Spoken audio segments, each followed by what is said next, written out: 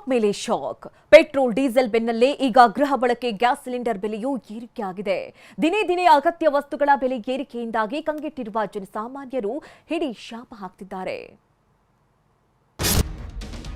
ಗ್ರಾಹಕರಿಗೆ gas shock ಕೊಟ್ಟ ಕೇಂದ್ರ ಸರ್ಕಾರ. ಗೃಹ ಬಳಕೆಯ ಸಿಲಿಂಡರ್ ಬೆಲೆ 29 ರೂಪಾಯಿ ಏರಿಕೆ. ಪೆಟ್ರೋಲ್ ಆಯ್ತು, ಡೀಸೆಲ್ ಆಯ್ತು, ಮೊನ್ನೆ ಕಮರ್ಷಿಯಲ್ ಸಿಲಿಂಡರ್ ಬೆಲೆಯೂ ಹೆಚ್ಚಾಯ್ತು. ಈಗ ಗೃಹ ಬಳಕೆ ಗ್ಯಾಸ್ ಸಿಲಿಂಡರ್ ಸರದಿ.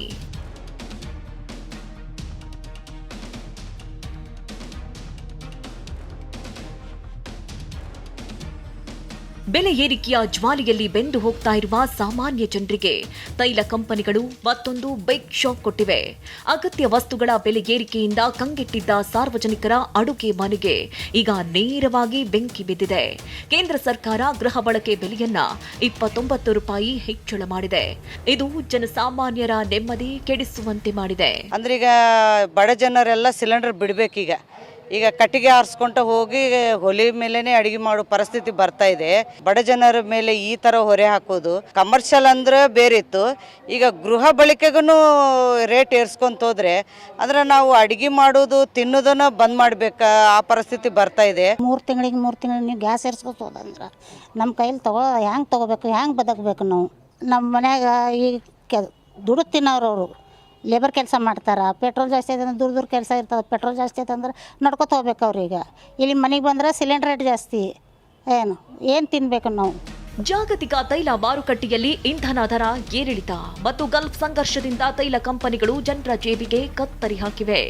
ಕಳೆದ 3 ತಿಂಗಳಲ್ಲಿ ಅಡುಗೆ ಅನಿಲ ದರ 89 ರೂಪಾಯಿ ಹೆಚ್ಚಳವಾಗಿದೆ. ಕಳೆದ ಮಾರ್ಚ್ 7ರಂದು 60 ರೂಪಾಯಿ ಏರಿಕೆ ಮಾಡಲಾಗಿತ್ತು. ಈಗ 29 ರೂಪಾಯಿ ಹೆಚ್ಚಾಗಿದೆ.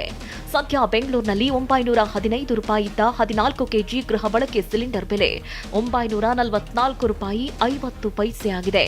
ಬೆಲೆ ಏರಿಕೆಗೆ ಕಂಗೆಟ್ಟಿರುವ ಜನಸಾಮಾನ್ಯರು ಸರ್ಕಾರಗಳಿಗೆ ಹಿಡಿ ಶಾಪ ಹಾಕ್ತಿದ್ದಾರೆ. ಪ್ರತಿಯೊಂದು ಸಾರಿನ 10 ರೂಪಾಯಿದನ್ನ 20 ರೂಪಾಯಿ ಹೆಚ್ಚಿಸ್ಬಿಟ್ರೆ ಯಾವ ರೀತಿ ಬದುಕೋದು? ಜನಗಳ ಮೇಲೆ ಇವ್ರಿಗೆ ಸರ್ಕಾರಕ್ಕೆ ಸ್ವಲ್ಪನೂ ಕೃತಜ್ಞತೆನೇ ಇಲ್ಲ. ನೇರವಾಗಿ ಸನ್ಮಾನ್ಯ ಮೋದಿ ಅವರು ಜನರ ಜೋಬಿಗೆ ಕತ್ತರಿ ಹಾಕುವಂಥ ಕೆಲಸ ಮಾಡ್ತಿದ್ದಾರೆ. ಪರಿಸ್ಥಿತಿ ಅರ್ಥ ಮಾಡ್ಕೊಬೇಕು. ಇವತ್ತು ಈ ಕೇವಲ ಒಂದು ಯುದ್ಧದ ನೆಪ ಹೇಳ್ಕೊಂಡು ಇವತ್ತು ಈ ರೀತಿ ದರ ಏರಿಕೆ ಮಾಡ್ತಿರೋದು ಯಾವ ನ್ಯಾಯ? ಇವತ್ತು ಇದೇ ವಿಚಾರಕ್ಕೆ ಪ್ರತಿಕ್ರಿಯೆ ನೀಡಿರುವ ಸಿಎಂ ಡಿಕೆ ಶಿವಕುಮಾರ್, ಈ ಸಂಬಂಧ ಪ್ರತ್ಯೇಕ ವರದಿ ಕೇಳಿದ್ದೇನೆ. ಇಂಡಸ್ಟ್ರಿಯಲ್ ಗ್ಯಾಸ್ ದರ ಗಾಬರಿಯಾಗುವಂತೆ ಹೆಚ್ಚಿಸಿದ್ದಾರೆ. ನಾಳೆ ಮಾತನಾಡ್ತೀನಿ ಅಂದ್ರು. ಅದ್ರ ಬಗ್ಗೆ ಒಂದು ರಿಪೋರ್ಟ್ ಕೇಳಿದ್ದೀನಿ ಗ್ಯಾಸ್ ಒಂದು. ಇದಕ್ಕಿನ್ನ ಈ ಇಂಡಸ್ಟ್ರಿಯಲ್ ಗ್ಯಾಸ್ ಇದೆಯಲ್ಲ, ಇಂಡಸ್ಟ್ರಿಯಲ್ ಗ್ಯಾಸು ಆಮೇಲೆ ಇಂಡಸ್ಟ್ರಿಯಲ್ ಬೇರೆ ಡೀಸೆಲ್ ಇದೆಯಲ್ಲ, ಅದು ಬಹಳ ಗಾಬರಿ ಆಗಂತ ಒಂದು ಏರಿಸಿದ್ದಾರೆ. ಅದೊಂದು ರಿಪೋರ್ಟ್ ತಗೊಳ್ತಾ ಇದ್ದೀನಿ. ನಾಳೆ ಅದ್ರ ಬಗ್ಗೆ ಮಾತಾಡ್ತೀನಿ.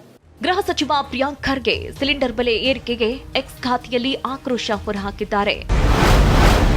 ವಾಣಿಜ್ಯ ಬಳಕೆಯ ಸಿಲಿಂಡರ್ ಬೆಲೆ ದಾಖಲೆ ಮಟ್ಟದಲ್ಲಿ ಏರಿಕೆಯಾದ ಬೆನ್ನಲ್ಲೇ ಗೃಹ ಇಲಾಖೆಯ ಸಿಲಿಂಡರ್ ಬೆಲೆ 3 ತಿಂಗಳ ಅವಧಿಯಲ್ಲಿ 2ನೇ ಬಾರಿ 29ರಷ್ಟು ಏರಿಕೆಯಾಗಿದೆ. ಬಹುಶಃ 8 ಗಂಟೆಗೆ ಪ್ರಧಾನಿಗಳು ಮತ್ತೊಮ್ಮೆ ಟಿವಿಯಲ್ಲಿ ಕುಳಿತು ದೇಶದ ಜನತೆಗೆ ಕಡಿಮೆ ಊಟ ಮಾಡಿ ಎಂಬ ಆತ್ಮನಿರ್ಭರತೆಯ ಉಚಿತ ಸಲಹೆ ನೀಡಬಹುದೇನೋ? ಕಾಂಗ್ರೆಸ್ ಅಧಿಕಾರಕ್ಕೆ ಬಂದ್ರೆ ನಿಮ್ಮ ಮಾಂಗಲ್ಯ ಕಸಿಯುತ್ತೆ ಎಂಬ ಅತ್ಯಂತ ಕನಿಷ್ಠ ಮಟ್ಟದ ಹೇಳಿಕೆ ನೀಡಿದ ಪ್ರಧಾನಿಗಳು ಈಗ ಜನರ ಅನ್ನದ ತಟ್ಟಿಯನ್ನ ಕಸಿಯುತ್ತಿದ್ದಾರೆ. ಈ ಬೆಲೆ ಏರಿಕೆಯ ಅಚ್ಚೆ ದಿನಗಳ ಬಗ್ಗೆ ಕರ್ನಾಟಕದ ಬಿಜೆಪಿ ನಾಯಕರ ಗಾಢ ಮೌನವು ಜನಸಾಮಾನ್ಯರೆಡೆಗೆ ಅವರಿಗಿರುವ ಮಾನಸಿಕ ಕ್ರೌರ್ಯವನ್ನ ತೋರಿಸುತ್ತದೆ.